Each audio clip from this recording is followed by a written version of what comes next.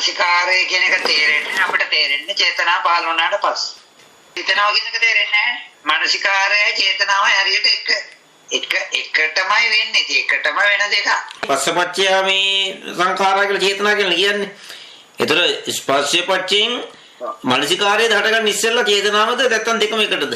නෑ ස්පර්ශයයි මානසිකාරය දෙක එකටම වෙන්නේ. පස්සේ කියන්නේ අර හිතන දේ ඒ මානසිකාරය වෙන්න උදව් වෙන්නේ පස්සේ. ඒ කියන්නේ දෙකක් එකට සංසන්දනය කරන ක්‍රීමයි මානසිකාරය දෙකම එකටම යන්නේ පස්ස මානසිකා.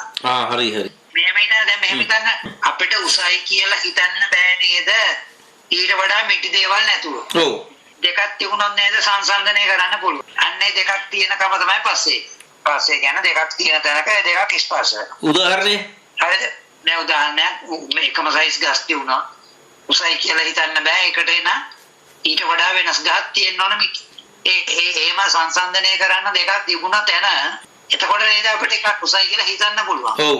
අන්න පස්සේ නිසයි පස්සේයි මානසිකාරය දෙක එකට තියෙනවා. හිතන්නේ උසයි මිටි කියලා පස්සෙත් එක්ක. පස්සේ කියන්නේ මොයි දෙකක් සංසන්දනය කරන එක තමයි පස්සේ කියන්නේ. හරි සංසන්දනයෙන් මානසිකාරය තමයි මේ උසයි මිටි කියලා දැනගන්නේ. මානසිකාරයෙන් තමයි උසයි මිටි කියලා දැනගන්නේ. පස්සේ කියන්නේ සංසන්දනය. දෙක. ඔව් ජීවිතේ උදාහරණයක් ගන්න එහෙන් ගන්න. හරිද කණෙන් හරි.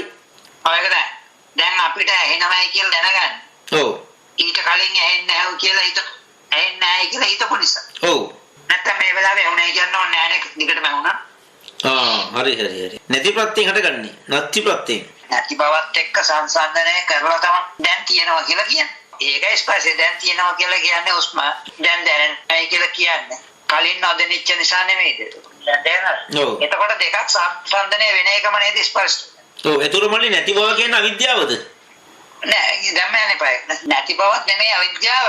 නැති බව කියලා හිතන්නේ අපි අර මං කිව්ව දැන් තේරුම් ගන්න. දැන් එතන ළඟ වැඩි ප්‍රශ්නයක් ඔය පැටලෙන. දැන් මං කිව්ව කාරණා පැහැදිලිද? මානසිකාර කරන්නේ සංසන්දනයක් වුණොත් විතර නේද? ඔව්. දැන් කලින් හුස්ම දැනුන්නේ නැති නිසා නේද? දැන් දැනුනේ කියන බව එක දැන් දැනුණා කියන එක ඇත්ත වෙන්නේ. ඒක වෙන කතාවක්. දැන් මේ ප්‍රශ්නේ වරයනේ. අරක වෙනම යන්න ඕන. අර කවුව ප්‍රශ්න. ඔව්. දැන් හිතන්න දැන් ඒක කතාව ඉවරයි. හොඳ ඒ කතාව කිසිම සම්බන්ධයක් නැහැ දැන් ඒක කතාව. පස්සේ සංසන්දනය දැනගත්තා නෑ ඇහුණ නැතිනම් දැන් ඇහුණා. ඇහෙනවා කියන මානසිකාරය. අන්න කලින් දැනුන්නේ නැහැ කියන එකත් එක්ක දැන් සංසන්දනය කරලා කිව්වා කලින් දැනුන්නේ නැති නිසා ඒක ඇත්ත. ඒක ඇත්ත නිසා අපි දැන් කියනවා කලින් නම් දැනුන්නේ නැහැ දැන් දැන්. හරි. නැත්තම් කලින් නම් හිතුන්නේ නැහැ දැන් හිතෙනවා. තේරුණා? ඔව් ඒක හරි. දැන් මෙහෙම හිතන්නකො එන කලින් ඇත්තටම උදේ ඉඳලා මේකම බලන්න. උදේ ඉඳලා දැන් ගන්නවද නැද්ද කියන කතාවක්වත් නැහැ. මම මේ මතක් කරන කම්ම අයියට උස්ම ගැන ඒ සම්බන්ධව දැනීමක් තිබුණේම නැහැනේ. හැබැයි දන්නේ නැහැ කියලාවත් දන්නේ නැහැනේ මම කතා කරන්න කලින්. උස්ම ගැන දන්නේ නැහැ කියලාවත් දන්නවද? දන්නේ නැහැ. කිසිම දෙයක් නෑ. ආදාළව නැහැ. අන්න ඒකයි කියන්නේ නොදන්න බවක් දන්නේ. දැනුණාද නැත්ද ඔය කියන දෙක ගැන නොදන්නවා කියලාවත් දන්නේ නැහැ. එතකොට එහෙම තැනක ඉස්සලා නේද එකපාරට දැන් මම අහනකොටම කියන්නේ දැන් නම් දැනෙනවා. පස්සේට අර නැති බව ප්‍රත්‍ය වෙලා තියෙන අර මුල් අවස්ථාව නෙමෙයි දෙවෙනි අවස්ථාව. නැති බව කියන එකද ඇත්තටම ප්‍රත්‍ය උනේ දැන් එකපාරට හිතියම නොදන්න බවනේ. නොදන්න බව කියන එක දන්නේ නැති නිසා අපි කරන්නේ දැනගන්නකොටම මෙහෙම නේද කියන්නේ.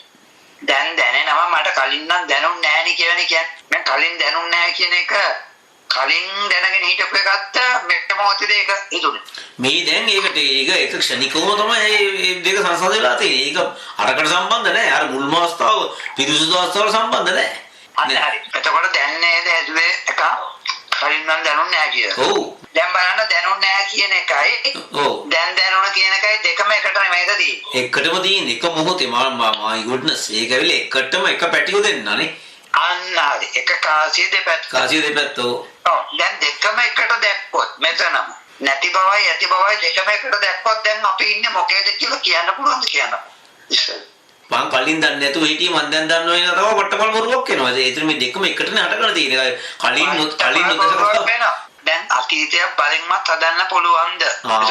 අතීතයේ හැදුවීමේ දැන් වර්තමානයේ ඇති හැදුව වටකාරනේ. එතකොට මේ වර්තමානයේ හැදුවෙත් අර අතීතය හදාගත්ත නිසා නෙමෙයි. දෙපැත්තට අන්‍යමඤ්ඤ වුණා. මේ වර්තමානයෙන් රටක් ගාලා අතීතය හැදුවා, අතීතයෙන් වර්තමානය හැදුවා. අරගෙන නැතිපත්යෙන් පත් වෙන ඇතිපත්යට. ඒක ඇතිපත්‍ර නැතිපත්‍රපත් වෙනවා, ඇතිපත්‍රපත් වෙනවා. මේ දෙන්නේ එකටම හටගන්නේ. වර්තමානයේ කියන එක හැදුවෙත් අර නොදන්න කමට හැදුව නේද කලින් නම් දැනුන්නේ නැහැ කියලා. ඔව්. ඔන්න පළවෙනි එක. ඔව්. නොදන්න කමට හැදුවා දැනුන්නේ නැහැ කියලා. ඒ පළවෙනි මොඩකම. ඊට පස්සේ හදනවා ඒකට සාපේක්ෂව දැන් නම් දැනෙනවා කියලා. ඔන්න වර්තමානයේ ඇත්ත. දැන් පේනවා දෙක එයාටම හැදෙන්නේ නැහැ. මයි ගොඩන සේක වර්තමානයේ අතීතය දෙකම බොරුනේ. ඒක තමයි මෙතන හරියට ආවොත් පිටින් නැත්නම් හම්බ වෙන්නේ නැහැ කියන්නේ. තුන් කාලේ පිටින් නැහැ. බෑනේ මම. දැන් මේ මොහොතේ අතීතේ හම්බ වෙන්නේ නැති එකක් අනාගතයකට හැදෙන්න පුළුවන්. බෑනේ අනාගතයක් හැදෙන්නෙම අතීතයනේ. අතීතයෙන් තමයි වර්තමානයේ අනාගතය දෙකම හැදෙන්නේ. අතීතයක් බොරු නම් වර්තමානයක් බොරු නම් අනාගතයක් කොහෙත්ම නැහැ. නෑ වර්තමානයේ කියන මැද්ද බලන්න පාලමේ මැද වගේ. ඔව්. දැන් පිටිපස්සට ගියොත් අතීතේ. හරි. ඔන්න මේ වර්තමානයේ ඇත්ත වෙන්නේ මේ විදිහට. අතීතේ නිසානේ දැන් වර්තමානයේ කියනවා කියලා හිතන්නේ කලින් තිබුණ නැති නිසානේ. ඔව්. එතකොට බලන්න ඊට පස්සේ ලැබෙන මොහොතනේ අපි අනාගතය කියලා කියන්නේ. මම වෙනම කතාවක් පෙන්නන්න පොඩි. අතුරු පැත්තකට යන්න පොඩ්ඩක්. ඔව්. මේ මොහොතේ ඉඳගෙන මේ මොහොතේ ඉන්න නිසා මේ මොහොතට පස්සේ මොහොතට එළඹෙන මොහොතට නේද මම අනාගතය කියලා කියන්නේ. එතකොට මේ අනාගතය කියන එක කවදාකවත් තාම ඊළඟ මොහොතට කියන කතාවක් මිසක් මේ මොහොතේ හම්බ වෙන්නේ නැහැ නේද අනාගතය කියන මොහොත. මේ මොහොතේ කොහොමද මේ මොහොතේ රොට්නේ වර්තමානයේ අතීතය විතරයි. අනාගතයක් අදාළව නැහැ මෙතෙන්ට. විතර නෑ මම කියන්නේ අතීතය කියන එකත් හොඳට බලන්න හම්බ වෙච්ච එකක්ද හම්බන වෙච්ච එකක්ද ඇත්තටම. මම දැන් උස්ම ගැන දන්නවා. මේ ගැනීම මේක කලින් මම මේ මම දැන් ඇත්තෝනේ මේ මොහොතම. ඔව් මේ මොහොතේ වර්තමානයේ හට ගන්නකොටම තමයි අතීතය හටගත්තේ. මොකද මේ මොහොතේ උස්ම ගන්නකොටම තමයි හිතුනේ මම අයියෝ මීට කලින් මම දැනගෙන හිටියේ නෑනේ මම උස්ම අරන් තියන උදේ ඉඳන් මම දන්නේ නෑනේ කියන එක මේ මොහොතේ හැදුනේ. වර්තමානයේ පැවිච්ච එක නෙමෙයි. නෑනේ කියලා. අන්න හරි. ඒක තේරුණා. දැන් බලන්න ඇත්තටම බලුවොත් අතීතයේ කියන ඔය වෙලාවේවත් මේ මොහොතේ අතීතයේ කියන එක හම්බ වෙන්නේ නැහැ නේද ඇත්තටම අපි මේ මොහොතේ හිතනවා මිසක් හම්බ වෙන එකක් නෑ සිතුවිල්ලක් විතරයි. සිතුවිල්ලක් විතරයි. හරි එහෙම ගන්න. එතකොට අනාගතය කියන්නේ මේ මොහොතට පස්සේ මොහොත. ඒක තමයි ඉපදිලා. නෑ. හොඳයි. හොඳයි. මම මේ පොඩි විදියකින් පෙන්නන්න ලේසියෙන් තේරුම් ගන්න. ඔව්. අතීතයේ කියන එක අර දැනුන්නේ නැහැ කියන එක ඒක කොහොමත් හම්බ වෙන්නේ නැහැ. ඒක මැරිච්ච කතාවක්. හරි? මැරිච්ච කතාවක්. අතීතය කියන්නේ මැරිච්ච කතාවක්. ඔව්. අනාගතය කියන්නේ තාම ඉපදිලා නැති කතාවක්. ඒක තාම ඇවිල්ලා නැහැ. දැන් කියනකොට ඊළඟ මොහොත ඇවිල්ලා නැහැ නේද? ඉපදිලා නැති කතාවක්. දැන් බලන්න මේ වර්තමානයේ අර්ථය තියෙන්නේ අතීතයේ අනාගතේ නිසා. මැද. ඔව්. අර කියන්නේ අතීතේ කාන්තයක් අනාගතේ කාන්තයක් වර්තමානයේ මැදයි කියලා. ඔව්. එතකොට බලන්න දෙපැත්තෙම තියෙන එක පැත්තක් මැරිච්ච එක. අනිත් පැත්තේ ඉපදිලා නැති එක. ඔව්. එතකොට බලන්න මේකට පැවැත්මක් තියෙන්න පුළුවන්ද කියලා දෙපැත්තම මැරිලා වගේ. ඉපදිලා නැහැ කියන එක ඒ කියන්නේ ඒකත් හරියට මැරිලා වගේ. අතීතේ බලුවොත් තියෙන්නේ මැරිච්ච එක. ඒකත් හම්බ වෙන එකක් නෙමෙයි. එතකොට දෙකම හම්බ වෙන්නේ නැත්නම් මේ මොහොතේ නැත්තක් හම්බ වෙන්නේ. ඔව් නැත්තක් හම්බෙන්නේ බෑනේ මල්ලි. නැත්තක් හම්බෙන්නේ බෑ. ඔව්. එක පැත්තක් මැරිච්ච එක එක පැත්තක තියෙන්නේ ඉපදිච්ච නැති එක. ඔව් ඔව්. ඉතින් දෙකම එකයිනේ බලන් ගියා. ඔව් ඔව්. මැරිච්ච එකක් කිව්වත් ඉපදිලා නැහැ කිව්වත් ඉතින් මැරලම වගේ තමයි. තමයි ඔව්. ඒතර මේ මොහොතේමනේ අතීතයේ හැදුනටක් ගාලා මේ දැන් හිතපු ගමන් මේ දැන් උස්මක් ගන්නවා කියන තමයි උස්ම ඔව් මෙතනින් හැදුනේ. මේකින්ම අරක හැදුවේ. ඒ අපි හිතන් ඉන්නේ කලින් උස්ම ගත්තේ නෑ. අන්න ඒක දකින්න. අන්න හරි. අපි මේ මොහොතේමයි අතීතයක් හදලා ඒ අතීතයේ කල්පනාව නැතුව හරි මම කියන එක ඇත්ත. මෙතනම හැදුවා උස්ම දැනෙන බව. ඊට පස්සේ හැදුවා එහෙනම් මට කලින් දැනුන්නේ නෑනේ මේක. ඔන්න අතීතයේත් මම හිටිය කියලා මෙතනම හැදුනා. අතීතයේත් මම හිටියා. හැබැයි ඒ වෙලාවට අපි බෝඩ් එකක් ලේබල් එකක් ගන්නවා. මට ඊට කලින් මම හිත තිබුණේ නැති නිසා 80න් හිටියේ. ඔකනේ අපි 80 කියන්නේ. ඔව් ඔව්. හරි. ඒකට දැම්මා දැන් අතීතයේ ඇත්ත කරලා ඒකට දානවා හරි. අතීතෙත් මම හිටියා උස්ම ගන්න මම හිටියා. හැබැයි මට දැනුන්නේ නැහැ. ඒකට මම හිත තියුවේ නැහැ. ඔන්න සාධාරණ වෙන්න ගහන බෝඩ් එකක් 80. හන්ද ඒකත් හැදුවේ මොඩක්. එතකොට බලන්න මෙතන දැන් දැනෙනවා කියලා එකක් ඒකත් හදලා ගහන එකට වර්තමානයේ කියලා ඒකත් කලින් පළවෙනි කතා කරපු මොඩකමට සාපේක්ෂව තමයි මේ වෙලාවේ නම් දැනෙනවා කියලා ගත්තේ. කලින් දැනුන්නේ නැහැ කියන එකට සාපේක්ෂව නේ දැන් දැනෙනවා කියලා ගත්තේ. කලින් කියන එක හැංගිලා තියෙන්නේ මෙතන මේ වර්තමානයේම හැංගිලා තියෙන්නේ නේ. හැංගිලා තියෙන්නේ. හරි. හැංගිලා තියෙන්නේ. එතකොට බලන්න අර කලින් හැදුනා කලින් මම හිටියා ඒ වෙලාවෙත් හුස්ම ගත්ත කියන කතාව මේ මොහොතේම පෙන්නන එකක් මිස මේ මානසිකාරයත් එක්ක උපද්දලා පෙන්නන එකක් මිස ඒකත් මෙතනම තමයි හැදෙන්නේ. එතකොට බලන්න අර ඉඳලම නැති, දන්නේම නැති ස්වභාවයකට පැවැත්මක් දුන්නටක් ගාලා මොඩකම්. වර්තමානමමයි අතීතමමයි දෙකම හැදුවේ මේ මොහොතේ. එක ක්ෂණේ හැදුනේ. ඔව් එතකොට බලන්න අපිට තේරෙන්නේ නැහැ නොදැනීම කලින් තිබුණ නැහැ කියන්නේ දන්නේම නැති කතාවක්.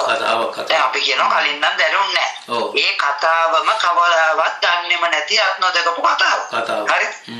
අනේ හැබැයි ඒ කතාව චර බලවත් වෙනවද කිව්වොත් ඒ කතාවෙන් අපි නැති මම හදලා නැති දැනීමක් හදලා පැවැත්මකුත් හදනවා කලින් ඉඳලා උදේ ඉඳලා මම හිටියා ඒ මමට මේ උස්ම දැනුන්නේ මේ දැන් තමයි මට දැනෙන්නේ උදේ ඉඳන් මම මොකද කරලා තියෙන්නේ මම කිසිදයක් දන්නේ නැහැ මම උස්මගේ ඉඳලවත් නැහැ කියලා මම මටම බනිනවා ඔන්න උදේ ඉඳන් මට දැනුන්නේ නැහැ දැන් නම් මට දැනෙනවා එතකොට බලන්න කලින් ඉඳලා මම මෙතෙන්ට වෙනකම්ම ලස්සට පැවැත්මක් හැදුනා මොකෙන්ද නොදන්න කමින් පැවැත්ම අන්න නොදන්න කම කියන්නේ මොකද්ද?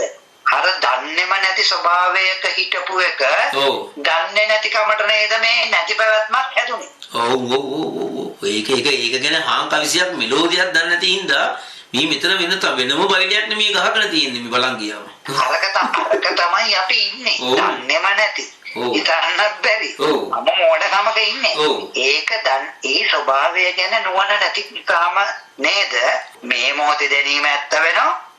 කලින් නෑ කියන එක ඇත්ත වෙනවා. එතකොට උදේ ඉඳන් නොදැනිච්ච මම හිටියා. දැන් දැනෙන මම ඉන්නවා. ඔන්න දැනෙන මම ඉන්නකොට මම කියනවා දැන් නම් මම 100 පීඩේ වහින්න මට දැන් දැනෙනවා කියලා.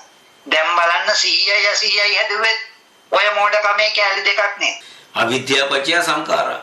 අන්න තුන් කාලෙම පේනව නේද දැන්? ඕනේ නියමයි. එතකොට අර කලින් කලින් හිටපු මෝඩකම නොදන්න කමට අපි ඒක වහගන්න තමයි ගහන්නේ. ඒ වෙලාව උදේ ඉඳන් මට 100 තිබ්බේ නෑනේ මම වෙනවනේ හිතුවේ කියලා එතෙන්ට ගහනවා 80 කියලා. හරිද? දැන් මේ එක තැන හදපු මෝඩකමෙන් හදපු පැටව දෙන්න. ඒ පාර මේ මොහොතට ගහනවා. දැන් දැනීම ඇත්ත උනේ කලින් නොදැනිච්ච නිසානේ. දැන් කලින් නොදැනුණා කියන එක ඔන්න ඇත්ත වුණා. ඒ පාර මොකක්ද ඇත්ත වෙන්නේ? ඒකට සාපේක්ෂව දැන් නම් දැනෙනවා කියන එක ඇත්ත.